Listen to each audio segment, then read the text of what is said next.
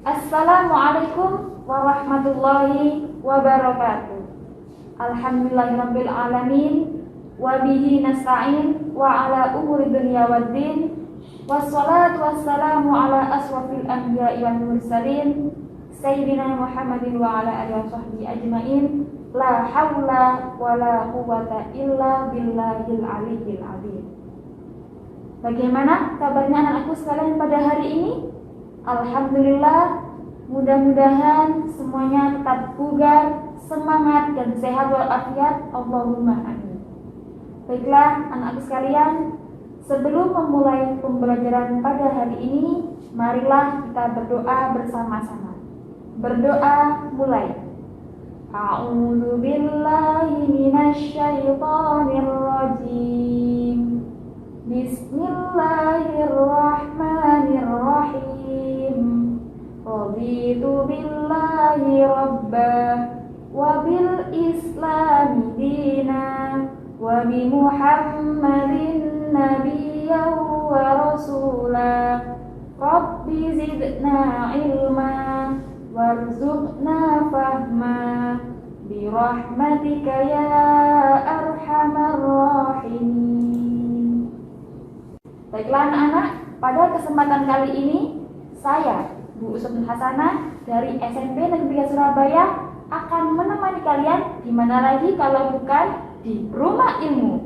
Saling bantu, saling jaga, cari ilmu di rumah saja. Walaupun belajar dari rumah, jangan lupa untuk tetap menjaga protokol kesehatan dengan menerapkan 5M. Yang pertama, memakai masker. Yang kedua, mencuci tangan. Yang ketiga, menjaga jarak. Yang keempat, menjauhi kerumunan. Dan yang kelima, mengurangi mobilitas. Pada pertemuan kali ini, kita akan membahas materi tentang dengan ilmu semua menjadi lebih mudah. Dengan tujuan pembelajaran, yang pertama, membaca Quran Surat Ar-Rahman, surat yang ke-55 ayat 33, dan Quran Surat Al-Mujadalah, surat yang ke-58 ayat 11 dengan tartil beserta artinya. Yang kedua, mengidentifikasi tajwid tentang hukum bacaan al-takrif, yakni idgham syamsiyah dan idhar qamariyah. Yang ketiga ialah menjelaskan kandungan Quran Surat Ar-Rahman dan Surat Al-Mujadalah. Yang keempat, menampilkan contoh perilaku semangat menuntut ilmu sesuai implementasi Quran Surat Ar-Rahman dan Surat Al-Mujadalah. Baiklah anak-anakku sekalian, marilah kita simak animasi berikut ini. Kita amati animasi yang pertama. Menunjukkan apa? Ya, yaitu orang yang berjalan kaki dari Surabaya ke Jakarta. Lalu kita amati animasi yang kedua. Menunjukkan apa? Ya, orang berkendara motor untuk pergi dari Surabaya ke Jakarta. Lalu kita amati animasi yang ketiga. Menunjukkan apa? Ya, betul sekali, yaitu pesawat yang digunakan untuk pergi dari Surabaya ke Jakarta. Dari ketiga animasi tersebut, siapa yang dapat menjelaskan? Ya, silakan Anissa. Oke, bagus sekali penjelasannya, luar biasa. Ada yang lain? Oke, silakan Bima. Ya, bagus sekali jawabannya. Semua jawabannya anak bagus-bagus dan tepat sekali. Dari ketiga animasi tadi menggambarkan tentang perjalanan dari Surabaya ke Jakarta. Pertama, pada awalnya orang berjalan kaki dari Surabaya ke Jakarta. Lalu berapa hari? Bisa dibayangkan berapa hari, berapa jam yang dibutuhkan untuk sampai di sana. Lalu yang kedua, karena perubahan zaman yang semakin canggih, orang beralih berkendara sepeda motor untuk pergi dari Surabaya ke Jakarta. Namun bisa dibayangkan pula berapa hari, berapa jam hingga orang tersebut sampai ke tempat tujuan. Kemudian semakin bertambah majunya zaman, orang yang pergi ke Jakarta mulai menaiki pesawat yang hanya bisa ditempuh dalam waktu 1 jam. perkembangan yang demikian ini, orang yang hendak pergi dari Surabaya ke Jakarta, mulai dengan jalan kaki, lalu menaiki sepeda motor, hingga naik pesawat adalah bagian dari perkembangan ilmu pengetahuan. Setelah kita tadi memahami dan mempelajari ketiga animasi tersebut, maka dapat kita simpulkan ada 3 konsep. Yang pertama, yaitu semua ada ilmunya. Maksud di sini adalah perkembangan dari orang yang mulanya berjalan kaki, kemudian berkembang naik sepeda motor, hingga menaiki pesawat terbang dari Surabaya ke Jakarta. Lalu konsep yang kedua, semua bisa dipelajari. Maksud di sini apa? Yaitu semua ilmu, apapun yang ada di bumi ini bisa dipelajari, baik itu ilmu matematika, ilmu agama, ilmu IPA, dan lain sebagainya.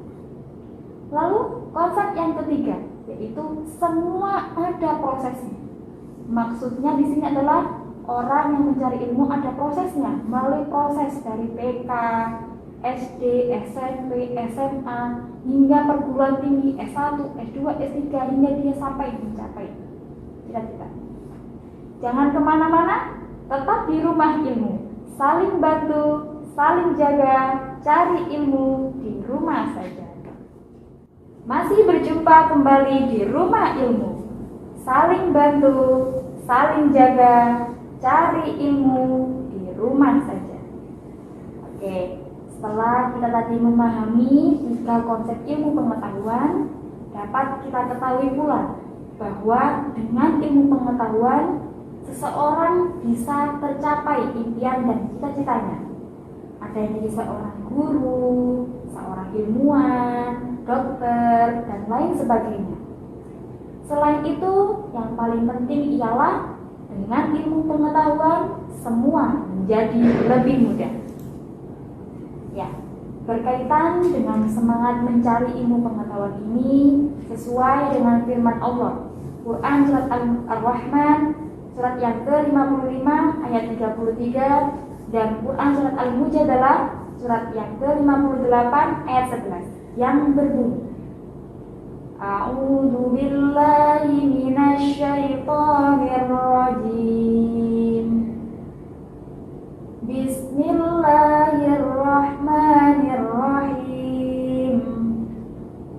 Ya ma'syaral jinni wal insi in istata'tum an tanfudhu min aqtaris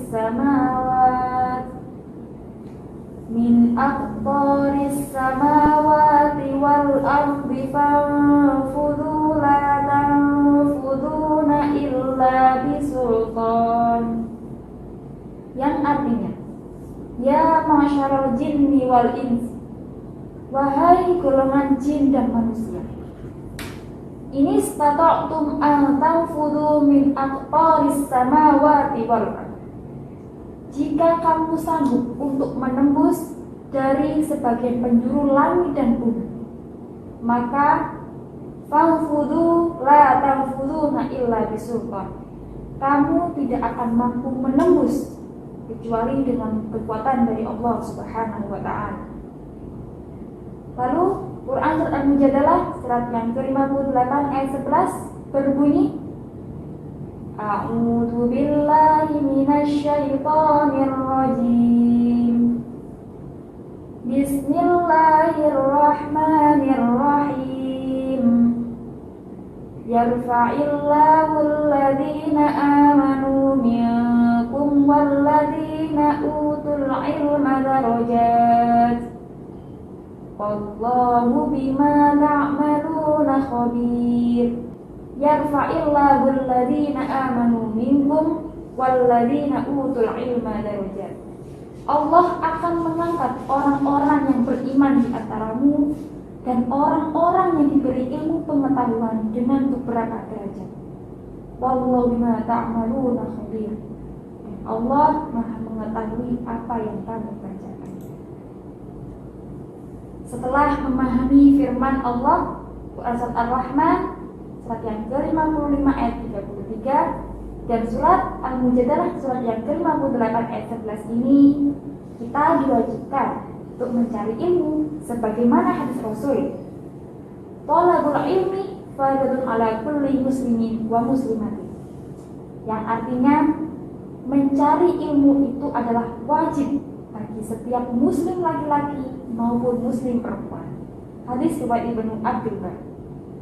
Selain itu anak-anak, terdapat kata Rasul yang lain, yaitu man arada dunya fa'alaihi bil ilmi wa man arada al-akhirah fa'alaihi bil ilmi wa man aradahuma fa'alaihi bil ilmi. Yang artinya barang siapa yang menghendaki kehidupan dunia, maka wajib baginya memiliki ilmu. Dan barang siapa yang menghendaki kehidupan akhirat, maka wajib baginya juga memiliki ilmu. Dan barang siapa yang menghendaki keduanya, maka wajib baginya untuk memiliki ilmu. Hadis riwayat Tirmidzi. Ilmu tidak akan membawa kebahagiaan saja di dunia, tetapi juga akan membawa kebahagiaan di akhirat. Sesuai dengan sabda Rasul, man salaka tariqan yaltamisu fihi ilman sahalallahu lahu bihi tariqan ilal jannah. Barang siapa yang berjalan untuk mencari ilmu, maka Allah akan memudahkan diri jalan menuju surga. Baik anak sekalian, lalu seperti apakah perilaku orang yang berilmu yang diterapkan dalam kehidupan sehari-hari? Yang pertama ialah tawadhu atau rendah hati, tidak sombong dengan ilmu yang dimilikinya. Lalu yang kedua, semangat di dalam belajarnya juga sambil berdoa. Yang ketiga, rajin, yaitu tidak pernah puas belajar, terus belajar meskipun sudah memiliki kemampuan. Yang keempat, cinta ilmu, tidak memilih-milih ilmu apapun semuanya dipelajari. Yang kelima, hormat dan taat kepada orang tua dan guru, seperti bersalaman ketika berangkat ke sekolah, bertutur kata yang baik, dan tidak menggunakan nada yang tinggi dan kasar. Yang keenam, yaitu beradab, memiliki sikap sopan santun dan mau menghargai orang lain. Yang ketujuh, disiplin, baik itu disiplin waktu belajar, waktu ibadah, dan lain sebagainya. Baik, jangan kemana-mana, tetap di rumah ilmu. Saling bantu, saling jaga, cari ilmu di rumah saja. Baiklah anakku sekalian, kembali lagi kita di mana lagi kalau bukan di rumah ilmu. Saling bantu, saling jaga, cari ilmu di rumah saja. Oke, baiklah anakku sekalian, dalam sesi ketiga ini sekarang kita akan mempelajari dan membahas tentang ilmu tajwid. Kira-kira anak-anak ada yang tahu bukan ya? Atau sudah pernah belajar belum ya tentang ilmu tajwid? Apakah ilmu tajwid itu? Ada yang tahu? Ya, silakan Salwa. Sudah mengangkat tangan, silakan disampaikan tentang ilmu tajwid. Apa sih ilmu tajwid itu? Ya, betul, tepat sekali. Tepuk tangan buat Salwa. Ada yang lain yang ingin mengutarakan pendapatnya tentang ilmu tajwid? Ya, silakan. Oke, Marsa. Ya. Iya, bagus sekali. Ya. Dari kedua pendapat teman kalian nih tentang ilmu tajwid, bisa kita simpulkan bahwa ilmu tajwid adalah ilmu yang digunakan untuk mempelajari cara membaca Al-Quran dengan baik dan benar. Dan dalam hal ini kita akan membahas tentang salah satu hukum bacaan dalam ilmu tajwid, yaitu tentang al-ta'rif. Kira-kira anak-anak sudah tahu belum ya tentang al-ta'rif? Atau sudah pernah belajar? Silakan angkat tangan. Oke, silakan. Ya, Akila, silakan. Oke, jadi al-ta'rif di sini ialah hukum bacaan yang disebabkan karena huruf alif dan lam yang bertemu dengan huruf-huruf hijaiyah. Nah, untuk hukum al-ta'rif di sini ada dua, dibagi menjadi dua. Yang pertama yaitu al-qamariyah atau yang disebut dengan idhar qamariyah. Lalu yang kedua yaitu idgham syamsiyah atau al-syamsiyah. Nah, kita bahas terlebih dahulu tentang hukum al-qamariyah. Hukum al-qamariyah atau idhar qamariyah ini dibaca jelas. Nah, huruf-hurufnya ada 14, yaitu alif, ba, ha, jim, kaf, waw, kha, fa, ain, qaf, ya, mim, dan ha. Disingkat menjadi abghi hajaka wa khaf aqima. Nah, contohnya siapa nih yang bisa menunjukkan contohnya? Silakan. Oke, Cinta, silakan Cinta. Ya, betul. Al-insanu. Ada lagi yang bisa menyebutkan contohnya untuk idhar qamariyah? Oke, sama lagi. Ya, boleh sama. Gak apa-apa, silakan. Al-adiyati. Ya, betul. Oke, ada lagi yang mau menyebutkan contohnya? Oke, bagus. Ya, silakan bagus. Ya, sip. Al-muriyati. Nah, itu untuk contoh-contoh dari idhar qamariyah. Lalu yang kedua, ada hukum al-syamsiyah atau yang disebut dengan idgham syamsiyah. Nah, caranya gimana untuk membaca al-syamsiyah ini? Yaitu memasukkan al ke dalam huruf-huruf syamsiyah yang ditandai dengan tasydid atau syaddah. Nah, huruf-huruf dari idgham syamsiyah ini juga ada 14, yaitu apa saja? Ya, ta, sa, dal, zal, ro, za, sin, shin, shod, bot, to, bo, lam, dan nun. Oke, bagus, semuanya hafal ya, ternyata ya, sudah pintar semuanya. Oke, untuk contoh dari idgham syamsiyah, ada yang angkat tangan untuk contohnya? Oke, silakan Marsha lagi, gak apa-apa. Yang sudah menunjuk tangan angkat lagi gak apa-apa. Oke, contohnya untuk idgham syamsiyah. Ya, ar-ruhu. Nah, ada tasydidnya untuk menandai dia merupakan bacaan idgham syamsiyah. Oke, ada lagi yang mau menyebutkan contohnya untuk idgham syamsiyah? Oke, Zufar silakan.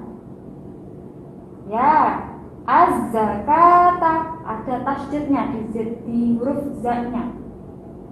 Oke, ada lagi yang mau menyebutkan satu lagi contoh dari idgham syamsiyah. Oke, silakan. Oh, Marsha, ya Marsha lagi nggak apa-apa. Oke, silakan Marsha. At-takatsuru. Nah, itu merupakan contoh-contoh dari idgham syamsiyah. Oke, sudah paham semuanya ya untuk hukum tajwid idhar qamariyah dan idgham syamsiyah? Sudah paham semuanya ya? Alhamdulillah. Oke, kesimpulan dari pembelajaran hari ini ialah anak-anak, kita bisa ambil kesimpulan ya dari pembelajaran hari ini bahwa ilmu pengetahuan ini sangatlah penting bagi semua orang, tidak terkecuali laki-laki maupun perempuan. Semuanya wajib dan penting untuk mencari ilmu. Karena dengan ilmu pengetahuan kita bisa mengubah pola kehidupan yang menjadi lebih baik. Dan sebagaimana yang telah dikatakan oleh Rasulullah SAW, bahwa semua yang kita lakukan lakukan, yang kita ucapkan, semuanya berdasarkan ilmu. Di samping itu juga, dengan ilmu pengetahuan ini akan membawa jalan kita menuju surga. Ilmu tanpa adab seperti api tanpa kayu, dan adab tanpa ilmu seperti ruh tanpa jasad. Baiklah anak sekalian, bagaimana? Sudah jelas dan dapat dipahami kan untuk materi hari ini? Untuk menguji pemahaman kalian, silakan kerjakan tugas ini dan dikumpulkan di guru agama Islam di sekolah kalian masing-masing. Tugas yang pertama, apa perbedaan orang yang berilmu dan orang yang tidak berilmu? Lalu yang kedua, mengapa manusia wajib menuntut ilmu? Oke. Yang ketiga, carikan contoh kisah nyata dari orang yang sukses dengan ilmu pengetahuan. Yang keempat, berikan contoh bacaan Al-Qamariyah dan Al-Syamsiyah. Yang kelima, apa perbedaan dari Al-Qamariyah dan Al-Syamsiyah? Yang dapat kami sampaikan, semoga bermanfaat. Tetap jaga dan taati selalu protokol kesehatan. Kita akhiri dengan doa kafatul majlis. Bismillahirrahmanirrahim. Subhanakallahumma bihamdika asyhadu an la ilaha illa anta astaghfiruka wa atubu ilaik. Wassalamualaikum warahmatullahi wabarakatuh. Tetap di rumah ilmu, saling bantu, saling jaga, cari ilmu di rumah saja.